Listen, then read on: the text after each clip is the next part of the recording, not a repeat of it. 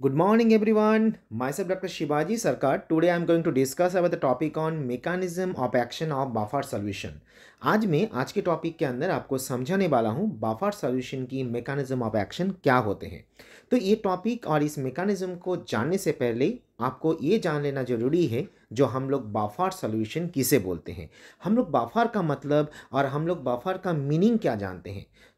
Buffer solution हम लोग उस सॉल्यूशन को कंसीडर करते हैं जिस सॉल्यूशन के पास ये कैपेसिटी है जो क्या कर सकते हैं, जो पीएच की चेंज को रेजिस्ट करते हैं जब आप उस सॉल्यूशन के अंदर लिटिल अमाउंट ऑफ एसिड और बेस ऐड करते हो। दैट मीन्स हम लोग इस डेफिनेशन की तरफ से सोचे, इस बफर सॉल्यूशन को डेफिनेशन को हम लोग डेफिनेशन के हिसाब से लिखे तो उस कंडीशन में हम लोग उसकी डेफिनेशन को ऐसे बोल सकते हैं जो ए buffer solution is that solution that resist the large change in pH upon addition of little amount of acid and base। That means मैं आपको इस जगह पे ये समझाना चाह रहा हूँ और ये बोलना चाह रहा हूँ आप उस कंडीशन में उस सॉल्यूशन को बफर सॉल्यूशन के हिसाब से कंसिडर करोगे जिस सॉल्यूशन के पास ऐसे कैपेसिटी है जो पीएच को रेजिस्ट कर सकते हैं जब आप उस सॉल्यूशन के अंदर लिटिल अमाउंट ऑफ एसिड नहीं तो बेस को इस जगह पे ऐड करते हो। तो ये तो गया आपका बफर का डेफिनेशन, ये तो गया आपका बफर सॉल्यूशन का डेफिनेशन। लेकिन क्वेश्चन अभी ये जनरेट हो रहा है बफर सॉल्यूशन बेसिकली होते कितनी टाइप की है। जैसे आप बफर सॉल्यूशन की जब क्लासिफिकेशन निकालोगे तो उस जगह पे हम लोग देख सकते हैं जो बफर सॉल्यूशन मेनली दो टाइप के होते हैं। एक को हम लोग बोलते हैं एसिडिक बफर सॉल्यूशन एंड दूसरी को हम लोग बोलते हैं एल्कलाइन बफर सॉल्यूशन। तो अभी क्वेश्चन ये जनरेट हो रहा है जब हम लोग यहाँ पर एसिडिक बफर सॉल्यूशन प्रिपेयर करें और जब हम लोग यहाँ पर एल्कलाइन बफर सॉल्यूशन प्रिपेयर करें, कोई भी टाइप का बफर सॉल्यूशन हम लोग प्रिपेयर करें तो उस जगह पे बातें ऐसे उठ रही है जी ये बफर सॉल्यूशन की मैकेनिज्म क्या है। जैसे आज की जो मेन टॉपिक है मैंने अभी आपको बोला, जो मैं आज आपको समझाने वाला हूँ बफर सॉल्यूशन की mechanism of action. That means जब यहाँ पर क्वेश्चन आ रहा है बफर सॉल्यूशन की mechanism of action, that means इस जगह पे मैं आपको acidic buffer solution as well as alkaline buffer solution दोनों की मैकेनिज्म के बारे में आपको मैं समझाने वाला हूं। तो सबसे पहले हम लोग देख लेते हैं जो एसिडिक बफर सॉल्यूशन की मैकेनिज्म्स क्या होते हैं। दैट मीन्स मैं आपको ये समझाना चाह रहा हूं जो एसिडिक बफर जो है तो उसकी जो मैकेनिज्म होंगे उस मैकेनिज्म्स को किस तरीके से हम लोग समझेंगे। तो जनरली जब आप एसिडिक बफर सॉल्यूशन को मैकेनिज्म को आपको समझना है तो इसको इजी टू इजी हम लोग समझ सकते हैं with the help of some example. इस पॉइंट ऑफ व्यू से मैं सभी स्टूडेंट्स को कुछ पॉइंट को इसे याद रखने के लिए बोल रहा हूँ। दैट मीन्स आप इस जगह पे इसे एक गोल्डन पॉइंट के हिसाब से आप याद रखना। जब भी आप कोई एसिडिक बफर सॉल्यूशन प्रिपेयर करोगे तो उस जगह पे आपको कौन से कंडीशन के ऊपर आपको याद रखना है। पहला जो कंडीशन है वो कंडीशन होंगे आप जब एसिडिक बफर सॉल्यूशन प्रिपेयर करोगे तो उस जगह पे आपका एसिडिक बफर सॉल्यूशन किससे प्रिपेयर होंगे। एसिडिक बफर सॉल्यूशन आपको प्रिपेयर करने के लिए वीक एसिड चाहिए। एंड सेकेंड कंडीशन क्या है, सेकेंड कंडीशन ये है जो वीक एसिड आप यूज करना चाहते हो एसिडिक बफर सॉल्यूशन को प्रिपेयर करने के लिए उसी वीक एसिड की आपका सॉल्ट होना जरूरी है। तो ये जो पॉइंट मैंने बोला इसी पॉइंट को मैं अभी आपको एग्जांपल के थ्रू पे आपको समझाने वाला हूं। जैसे मैंने अभी बोला जो हमें यहाँ पर वीक एसिड चाहिए तो वीक एसिड कैसे बोलते हैं आप जानते हो। वीक एसिड का मतलब हम लोग किसे बोलेंगे, वीक एसिड का मतलब ये हो रहा है जब आप कोई एसिड ले रहे हो और उस एसिड को जब आप एक्वा सॉल्यूशन के अंदर डाल रहे हो और वाटर के अंदर डाल रहे हो, डालने के बाद जब उसका एक्वा सॉल्यूशन आप प्रिपेयर कर रहे हो और प्रिपेयर करने के टाइम पे आपका जो एसिड है ये एसिड कंप्लीटली आपका डिसोशिएट नहीं हुए तो उस कंडीशन में हम लोग उसे क्या कंसीडर करते हैं, उस कंडीशन में हम लोग उसे वीक एसिड के हिसाब से कंसीडर करते हैं। जैसे एग्जांपल के हिसाब से आपको मैंने यहाँ पर दिखा रहा हूँ, जैसे आप यहाँ पर एसिडिक एसिड को कंसीडर कर सकते हो। तो एसिडिक एसिड को हम लोग वीक एसिड बोलते हैं। क्यों बोलते हैं, क्योंकि जैसे ही आप एसिडिक एसिड के एक्वा सोल्यूशन आप प्रिपेयर करोगे तो उस जगह पे आप ये देख पाओगे जो एसिडिक एसिड के एक्वा सोल्यूशन प्रिपेयर होने के बाद ये एसिडिक एसिड की कंप्लीटली डिसोसिएशन नहीं होते हैं एंड डिसोशिएट ना होने के लिए हम लोग इसे वीक एसिड के हिसाब से कंसीडर करते हैं। जैसे मैंने आपको बोला जब आप एसिडिक बफर सॉल्यूशन प्रिपेयर कर रहे हो तो उस जगह पे पहला कंडीशन है आपका वीक एसिड होना एंड सेकंड कंडीशन मैंने आपको क्या बोला, सेकंड कंडीशन मैंने आपको ये बोला जो वीक एसिड आप यूज कर रहे हो इस बफर सॉल्यूशन को प्रिपेयर करने के लिए उसी वीक एसिड की सॉल्ट को आपको यूज करना है इसके प्रिपरेशंस में। तो जैसे मैंने यहाँ पर एसिडिक एसिड यूज़ किए, तो इस जगह पे आपको प्रिपरेशंस करने के लिए, एसिडिक बफर प्रिपेयर करने के लिए आपको इसी एसिड का सॉल्ट यूज़ करना है। तो इसीलिए मैंने यहाँ पर एग्जाम्पल के हिसाब से सोडियम एसीटेट को मैंने यहाँ पर एग्जाम्पल में कंसिडर किए। तो यहाँ पर हमने ऑब्जर्व कर लिए, जो एक हम लोगों ने वीक एसिड के हिसाब से एसिडिक एसिड लिए, एंड सेकेंड पॉइंट पे हम लोगों ने क्या लिया, इसी का, that means the acidic acid का ही सॉल्ट, जो सॉल्ट मैंने यहाँ पर यूज़ किए सोडियम एसीटेट की। तो इस जगह पे मैं आपको और एक पॉइंट को याद करवाना चाहता हूँ। जैसे मैंने अभी बोला, जो वीक एसिड जो है ये कंप्लीटली डिसोशिएट नहीं होंगे, लेकिन ये जो सोडियम एसीटेट हम लोगों ने यहाँ पर लिए, ये सोडियम एसीटेट को जैसे ही आप पानी में डालोगे ये कंप्लीटली डिसोशिएट हो जाते हैं। क्योंकि आप जानते हो, जब भी हम लोग कोई सॉल्ट को एक्वास मीडिया में प्रिपेयर करते हैं, दैट मीन्स जब भी हम लोग कोई सॉल्ट को वाटर के अंदर डाल के उसके एक्वा सॉल्यूशन प्रिपेयर करते हैं, तो उस कंडीशन में सॉल्ट कंप्लीटली डिसोशिएट हो जाते हैं।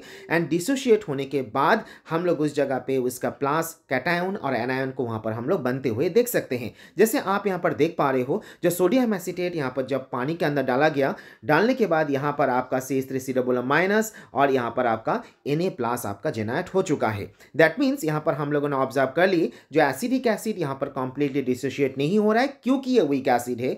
बट यहाँ पर जब सोडियम एसीटेट हम लोग सॉल्यूशन की प्रिपेयर करेंगे, तो उस जगह पे हम लोग देख सकते हैं जो ये कंप्लीटली डिसोशिएट हो जाएंगे। अभी पॉइंट ऐसा आ रहा है, जो पॉइंट मैंने आपको अभी बोला जो बफर सॉल्यूशन की, तो ये बफर सॉल्यूशन को कैसे हम लोग मैकेनिज्म, हमारा आज की टॉपिक है, इसका मैकेनिज्म्स को हमें जानना है। तो इस पॉइंट को जानने के लिए मैं आपको इसे एग्जाम्पल के थ्रू पे, एक डायग्राम के थ्रू पे आपको मैं इसको समझा रहा हूँ। तो जैसे हम लोग इसको मैकेनिज्म्स को देखेंगे, तो डेफिनेटली इसका सॉल्यूशन को हमें प्रिपेयर करना है। मान लेते हैं हम लोग एक सॉल्यूशन प्रिपेयर कर रहे हैं। डेफिनेटली जब आप कोई सॉल्यूशन प्रिपेयर करोगे, तो सॉल्यूशन को आप क्या करोगे, कहाँ पर प्रिपेयर करोगे, डेफिनेटली कोई बीकर के अंदर प्रिपेयर करोगे। तो यहाँ पर आप एक बीकर देख रहे हो, इस बीकर के अंदर आप मान लो हम लोग एक एसिडिक बफर सॉल्यूशन को प्रिपेयर करना चाहते हैं। तो जब प्रिपेयर करना चाहोगे तो आपको क्या क्या चाहिए, मैंने अभी आपको बोला, इसका प्रिपरेशंस के लिए आपको एक वीक एसिड चाहिए और उसके साथ ही साथ इसी वीक एसिड का सॉल्ट चाहिए। तो इसका मतलब इस बीकर के अंदर हमें एसिडिक एसिड भी यूज़ करना है और इस बीकर के अंदर हमें क्या डालना है, सोडियम एसीटेट भी डालना है। तो अभी क्वेश्चन आ रहा है, हम लोग कितनी क्वांटिटी डालें और कितनी क्वांटिटी डाल के इसके प्रिपरेशंस करें। तो इस पॉइंट ऑफ व्यू से आपको समझाने के लिए मैं आपको एग्जाम्पल के थ्रू पे इसको समझाने की कोशिश करता हूँ। सपोज आप मान लो एसिटिक एसिड आप यहाँ पर 10 नंबर यूज़ किए और उसी के साथ आप जो सोडियम एसीटेट ले रहे हो, मान लो ये आपने 10 नंबर यूज़ की, क्योंकि आप जानते हो एसिटिक एसिड वीक एसिड है। इसका मतलब जब एसिडिक एसिड आप यहाँ पर इस बीकर के अंदर, इसका सॉल्यूशन के अंदर डालोगे, तो डेफिनेटली वो आपका डिसोशिएट नहीं होंगे। तो जब डिसोशिएट नहीं होंगे, लेकिन उसी तरीके से जब सोडियम एसीटेट इस बीकर के अंदर डालोगे तो डेफिनेटली वो डिसोशिएट हो जाएंगे। मैंने अभी आपको क्या बोला, जो आप यहाँ पर कितनी number of acidic acid use की, अभी आपको मैंने बोला यहाँ पर आप 10 नंबर एसिडिक एसिड यूज़ कर रहे हो और सोडियम एसीटेट कितनी यूज़ की, आप यहाँ पर 10 नंबर सोडियम एसीटेट यूज़ की। तो डेफिनेटली एसिडिक एसिड आपका कंप्लीट डिसोशिएट नहीं होंगे। मान लो आपने जो 10 नंबर एसिडिक एसिड लिए, ये 10 नंबर डिसोशिएट नहीं हुआ और डिसोशिएट मान के चलो यहाँ पर 6 नंबर हुए। तो 6 नंबर डिसोशिएट हुआ, तो उसी तरीके से तो 6 नंबर 10 नंबर से डिसोशिएट हुए, तो कितने नंबर रह जाएंगे, 4 नंबर रह जाएंगे। तो वही चीज़ आप इस रिएक्शन में देख पा रहे हो, जो एसिटिक एसिड को हम लोग जब पानी में डाल रहे हैं, उसका एक्वा सॉल्यूशन प्रिपेयर कर रहे हैं, तो उस जगह पे 6 नंबर आपका CH3COO- एंड 6 नंबर आपका H+ आयन जेनरेट हुए और कितनी नंबर डिसोशिएट नहीं होने के बाद रह जाएंगे, वो रह जाएंगे यहाँ पर 4 नंबर ऑफ CH3COOH। तो यही जो मैंने आपको 4 नंबर ऑफ CH3COOH बोल रहा हूँ, वही आप यहाँ पर देख पा रहे हो इस बीकर के अंदर।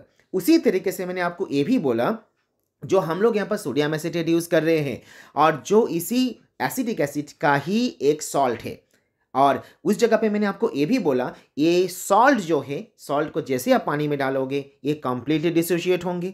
तो मान के चलो इस जगह पे मैंने आपको बोला, आपने यहाँ पर कितनी नंबर आप सोडियम एसीटेट यूज़ किए थे, 10 नंबर, तो ये कंप्लीट डिसोशिएट हो जाएंगे। अभी कंप्लीट डिसोशिएट होने के बाद वो 10 नंबर से CH3COO- बनाएंगे और उसके साथ ही साथ वो 10 नंबर ऑफ सोडियम बनाएंगे। तो यही चीज़ आप यहाँ पर देख सकते हो, 10 नंबर ऑफ CH3COO- और उसी तरीके से 10 नंबर ऑफ सोडियम आयन वो जेनरेट कर लिए।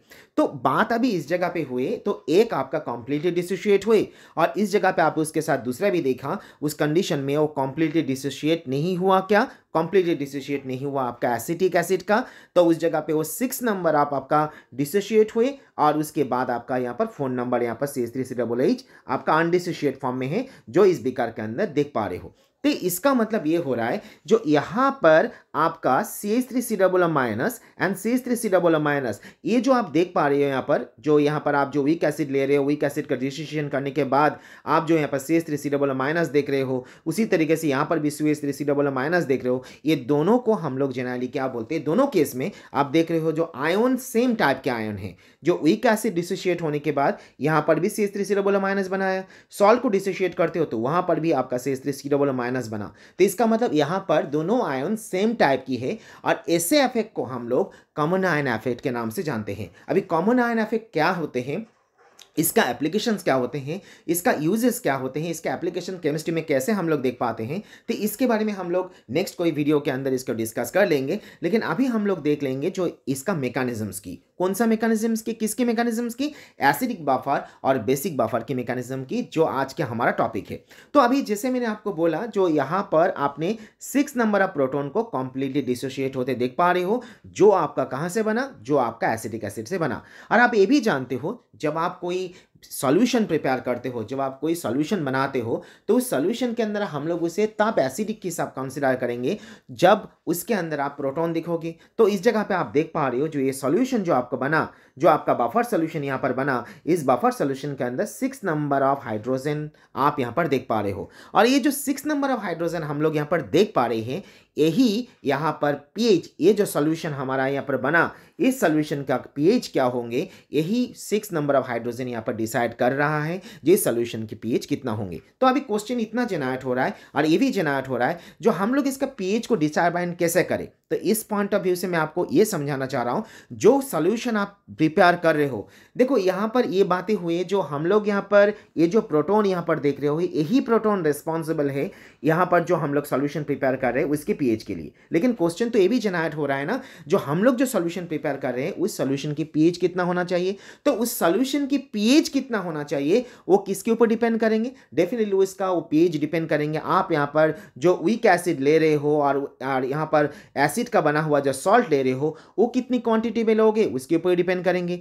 तो इसका मतलब ये कंक्लूजन हो रहा है आपका लेना, आप यहाँ पर वीक एसिड की क्वांटिटी और उसके साथ ही साथ आप वीक एसिड का ही बना हुआ सॉल्ट कितनी क्वांटिटी में लेते हो, उस क्वांटिटी के ऊपर डिपेंड करके आप डिसाइड कर सकते हो जो आपका जो बफर सॉल्यूशन बन रहा है उस बफर सॉल्यूशन के पीएच कितना होंगे। तो ये जो पीएच को कैसे डिसाइड करना है, सॉल्यूशन की पीएच कैसे निकलेंगे, उसकी कंक्लूजन आपको जानना है, उसका टेक्निक आपको जानना है, तो उस जगह पे आप एक फॉर्मूला यूज़ करके उसका कैलकुलेशन को आप फाइंड आउट कर सकते हो। तो उस फॉर्मूला को हम लोग बोलते हैं हेंडरसन इक्वेशन।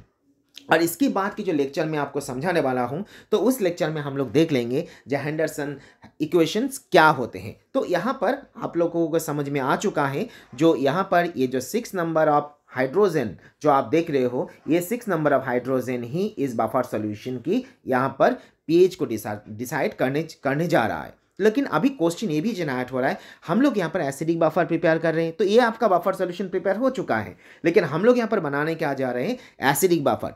तो ये बफर सॉल्यूशन के मैकेनिज्म बोलने से पहले ही मैंने आपको एक इसका डेफिनेशन समझाया था, मैं और एक बार आपको इसका डेफिनेशन समझाता हूँ। ए buffer solution is that solution that resist the large change in pH upon addition of limited amount of acid and base। that means यहाँ पर आपको अभी एसिड भी ऐड करना है, यहाँ पर आपको बेस भी ऐड करना है। तो यहाँ पर मैं क्या प्रिपेयर कर रहा हूँ, यहाँ पर मैं आपको प्रिपेयर करके दे रहा हूँ एसिडिक बफर। इसका मतलब इस बफर सॉल्यूशन के अंदर आपको क्या करना है, इस बफर सॉल्यूशन के अंदर आपको यहाँ पर एसिड ऐड करना है। तो अभी क्वेश्चन ये भी जनरेट हो रहा है, जो आप यहाँ पर कौन से एसिड ऐड करोगे, तो यहाँ पर हम लोग एग्जांपल के हिसाब से यहाँ पर हम लोग HCl यूज कर रहे हैं, और यहाँ पर आप देख पा रहे हो जो HCl मैंने यहाँ पर 2 नंबर ऑफ HCl यहाँ पर यूज की। और आप ये भी जानते हो जो HCl एक मिनाइल एसिड है, और जैसे ही आप ऐसे मिनाइल एसिड को पानी के अंदर डाल के उसके एक्वा सोल्यूशन प्रिपेयर करते हो तो ये कंप्लीटली डिसोशिएट हो जाते हैं। तो अभी क्वेश्चन ये भी जनरेट हो रहा है, जो यहाँ पर जो 2 नंबर ऑफ HCl आप ले रहे हो, ये कंप्लीट डिसोशिएट होने के बाद ये कितनी आयन को जनरेट करेंगे? आप यहाँ पर देख सकते हो,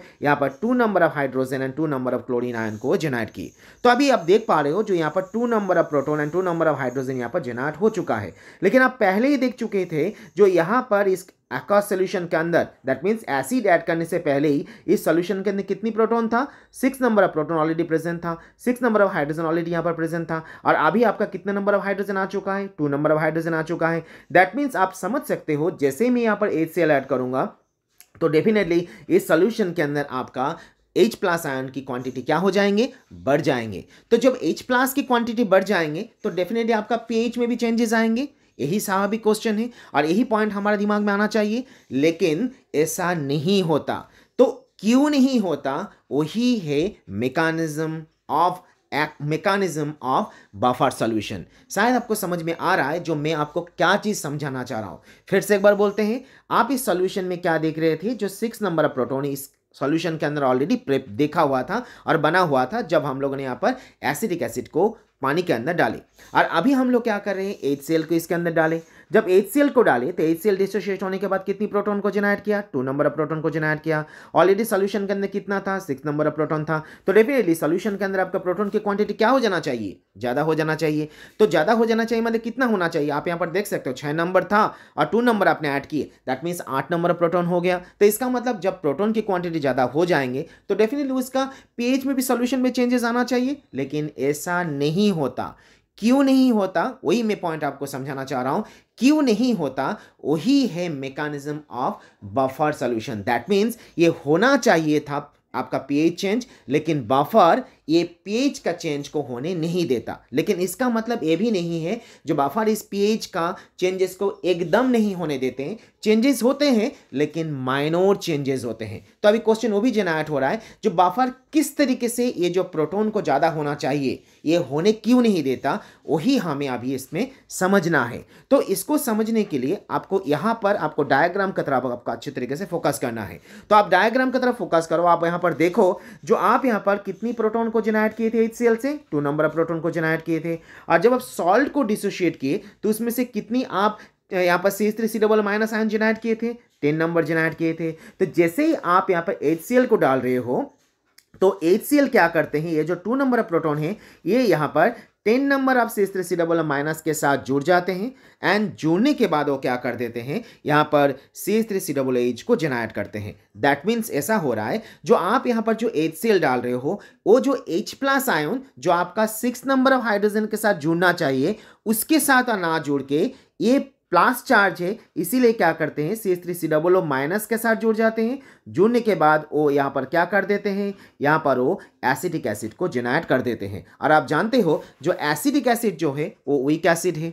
अभी डेफिनेटली वीक एसिड होंगे तो वो डिसोशिएट भी कम होंगे। अभी डिसोशिएट कम होंगे तो उसका प्रोटॉन की क्वांटिटी भी कम होंगे। प्रोटॉन की क्वांटिटी कम होंगे तो उस जगह पे उसका pH का चेंजेस भी कम आएंगे। और इसीलिए मैंने आपको बोला जो pH मेंटेन तो होंगे, लेकिन pH के अंदर जैसे मैंने आपको बोला ना, जो pH में बहुत ज़्यादा चेंजेस नहीं आएंगे। बफर इस pH के चेंजेस को ज़्यादा होने नहीं देंगे। तो इसके साथ मैंने आपको ये भी बोला जो pH में चेंजेस आएंगे बहुत ही माइनर चेंजेस आएंगे। माइनर चेंजेस इसीलिए आएंगे क्योंकि यहाँ पर CH3COOH जनरेट हो चुका है। और pH के चेंजेस होने इसीलिए नहीं देंगे क्योंकि यहाँ पर आपका H plus ion 6 number of hydrogen के साथ जुड़ ही नहीं रहा है। क्योंकि जुड़ते तो उस जगह पे आपका pH में चेंजेस आते, क्योंकि उस जगह पे H प्लस आयन के कॉन्सेंट्रेशन इंक्रीज होते हैं। लेकिन यहाँ पर H प्लस आयन की कॉन्सेंट्रेशन इंक्रीज हो ही नहीं रहा है क्योंकि ये जो H प्लस आयन है जो आपका HCl से मिला, ये H प्लस आयन यहाँ पर क्या कर रहा है? CH3COOH के साथ जुड़ जा रहा है। दैट मीन्स यहाँ पर H प्लस आयन आपका कंज्यूम हो जा रहा है CH3COO माइनस के साथ, और कंज्यूम होने के बाद यहाँ पर वो जनरेट कर रहा है CH3COOH को,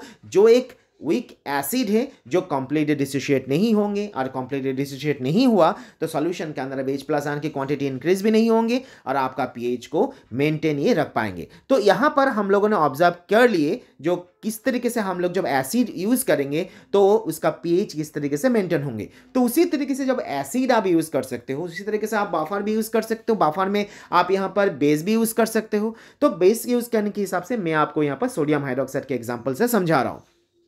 जैसे HCl डिसोशिएट होते हैं तो उसी तरीके से सोडियम हाइड्रोक्साइड भी डिसोशिएट होते हैं। जब सोडियम हाइड्रोक्साइड डिसोशिएट होंगे तो डिसोशिएट होने के बाद जैसे HCl में 2 आयन बना तो डेफिनेटली इसमें भी 2 आयन बनेंगे। तो यहाँ पर आप देख सकते हो 2 आयन बन चुका है। एक आयन बना आपका Na+ आयन और दूसरा आयन यहाँ पर बना OH आयन।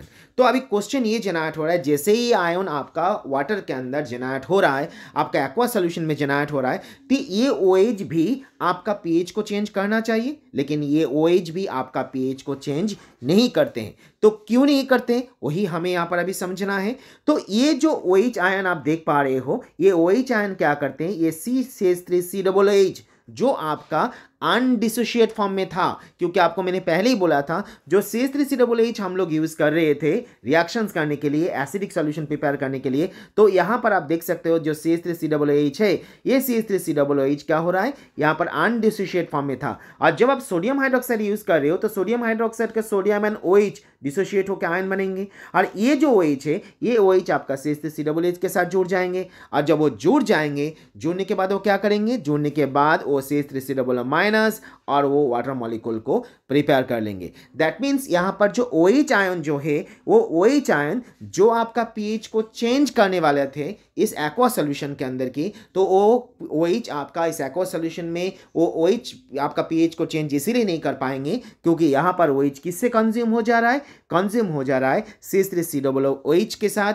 जो आपका अनडिसोशिएट फॉर्म में आपका रिएक्शंस के अंदर प्रेजेंट था।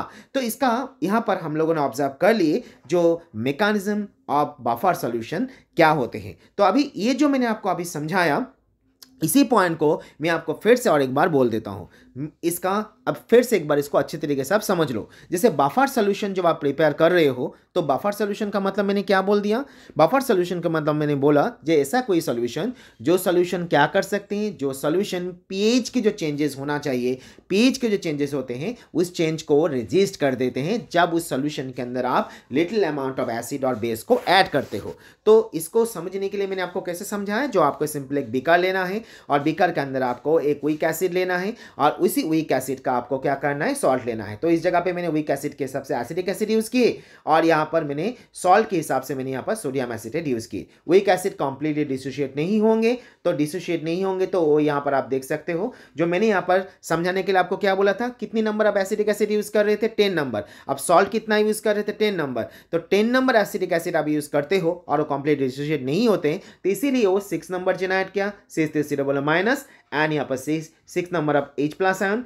और उसी तरीके से सॉल्ट यूज करते हो तो सॉल्ट आपका कंप्लीट डिसोशिएट होते हैं। डिसोशिएट होने के बाद क्योंकि 10 नंबर यूज कर रहे थे ना, तो इसीलिए 10 नंबर आपका CH3COO- and 10 number of sodium ion generate हुए। तो ये कंप्लीट डिसोशिएट हो जाएंगे तो अपोजिट में कितना रहेंगे, 0। तो इसीलिए मैंने यहाँ पर 0 से आपको समझाया।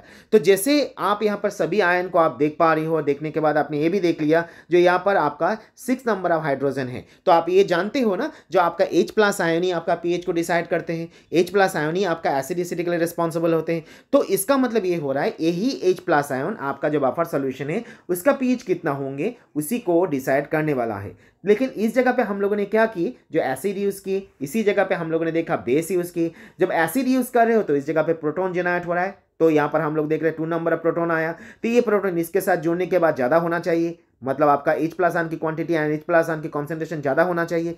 और ज़्यादा हो जाएंगे तो पीएच ज़्यादा हो जाना चाहिए, लेकिन ऐसा नहीं हुआ। क्यों नहीं हुआ, क्योंकि यहाँ पर H+ आयन किससे कंज्यूम हुए, ये कंज्यूम हुआ CH3COO- के साथ, और जिसी की रीजंस के लिए यहाँ पर H+ आयन की कॉन्सेंट्रेशन इंक्रीज नहीं हो पाए। उसी तरीके से जब यहाँ पर सोडियम हाइड्रोक्साइड हम लोग यूज किए तो सोडियम हाइड्रोक्साइड में OH and sodium ion generate हुए, और ये OH आपका सोल्यूशन के अंदर रहते तो उस जगह पे वो क्या करते, आपका पीएच को फिर से चेंज कर देते। लेकिन ये OH क्या हुआ, किससे कंज्यूम हो गया, ये OH आपका CH3COOH के साथ कंज्यूम हुआ, मतलब उसके साथ वो जुड़ गए, और जुड़ने के बाद वो क्या किए, CH3COO- एंड वाटर मॉलिक्यूल को जनरेट की। तो ये जनरेट हो जा रहा है, कॉन्सेंट्रेशन OH का भी इंक्रीज नहीं हो पाए, उसी तरीके से H पर भी इंक्रीज नहीं हो पाए। दैट मीन्स यहाँ पर जो सॉल्यूशन हम लोगों ने प्रिपेयर किए उस सॉल्यूशन की पीएच यहाँ पर मेंटेन हुए। लेकिन मैं आपको फिर से याद करवाना चाहता हूँ, जो मेंटेन होने का मतलब ये नहीं है जो पीएच में थोड़ा भी चेंजेस नहीं आएंगे, चेंजेस आएंगे लेकिन बहुत ही माइनर चेंजेस आते हैं, और जो माइनर चेंजेस को हम लोग बहुत ज़्यादा इग्नोर करते हैं और उसे हम लोग कंसिडरेशंस नहीं करते हैं। इसके साथ मैंने आपको ये भी बोल दिया, जो यहाँ पर जो बफर सॉल्यूशन आप प्रिपेयर कर रहे हो, सो बफर सॉल्यूशन प्रिपेयर करने के लिए आपको बेसिकली कुछ पॉइंट के ऊपर फोकस करके रखना है। अच्छी तरीके से हर एक स्टूडेंट्स इसे याद रखना, जब भी आप बफर सॉल्यूशन प्रिपेयर करते हो तो उस जगह पर बफर सॉल्यूशन प्रिपेयर करने के लिए आपको वीक एसिड और आपका उसी एसिड का आपका सॉल्ट लेना है, और वीक एसिड के जगह पे आप चाहो तो वीक बेस भी यूज़ कर सकते हो। जब वीक बेस यूज़ करोगे तो उसी जगह पे आपका उसी का बना हुआ सॉल्ट आपको यूज़ करना है। लेकिन जब आप पीएच को आप मेंटेन करना चाहते हो, और पीएच आपका जो सॉल्यूशन आप जो बफर सॉल्यूशन प्रिपेयर कर रहे हो, उस बफर सॉल्यूशन के पीएच कितना होंगे वो कंप्लीटली डिपेंड करते हैं जो आप यहाँ पर जो वीक एसिड ले रहे हो और उसी का सॉल्ट ले रहे हो वो कितनी क्वांटिटी में लोगे, क्योंकि उसी जितनी क्वांटिटी में आप लोगे उसी के ऊपर डिपेंड करके आपका वो डिसाइड किया जा सकता है, उसी के ऊपर डिपेंड करके आपके कंक्लूजन ले सकते हो जो आपका बफर जो सॉल्यूशन है उस बफर सॉल्यूशन की पीएच कितनी होंगे। तो उसका पीएच कितनी होंगे, उस पीएच को आप कैसे फाइंड आउट करोगे। जब आपको लैब में आपको ऐसा पूछा जाते हैं, आज लैब में आपको ये बनाने के लिए दिया जाते हैं, जो आपको पर्टिकुलरली कोई एक पीएच एक बफर सॉल्यूशन बना के दो, उसका पीएच 2 है, नहीं तो मान लो उसका पीएच 4 है, उसका पीएच 6 है, तो ये बफर सॉल्यूशन आप कैसे प्रिपेयर करोगे। तो जब प्रिपेयर करोगे तो आप कौन सी इक्वेशन को प्रिपेयर करोगे। जैसे मैंने अभी आपको बोला, जब ऐसा पीएच को आप प्रिपेयर करते हो, पीएच वाला बफर को प्रिपेयर करते हो, तो उस जगह पे आपको क्या करना है, उस जगह पे जिस इक्वेशन को फॉलो करके उस पीएच को आप पीएच के जेनरेट करोगे, उस बफर सॉल्यूशन की पीएच को मेंटेन करोगे। जैसे मैंने अभी बोला, मान लो कोई बंदा आपको बोला जो आप यहाँ पर पीएच 2 जेनरेट कर दो, आप बफर सॉल्यूशन एक बनाओ जिसका पीएच 4 होना चाहिए, बफर सॉल्यूशन एक बनाओ जिसका पीएच आपको 6 होना चाहिए, तो आप कैसे करके बनाओगे। तो आप जब ऐसा बफर सॉल्यूशन बनाओगे जिसका पीएच 2 हो, 4 हो, 5 हो, 6 हो, कोई भी टाइप की पीएच का आप बफर सॉल्यूशन प्रिपेयर कर सकते हो। लेकिन जब प्रिपेयर करोगे तो उस जगह पे आपको कौन सी इक्वेशन को फॉलो करके इसको प्रिपरेशन करना है,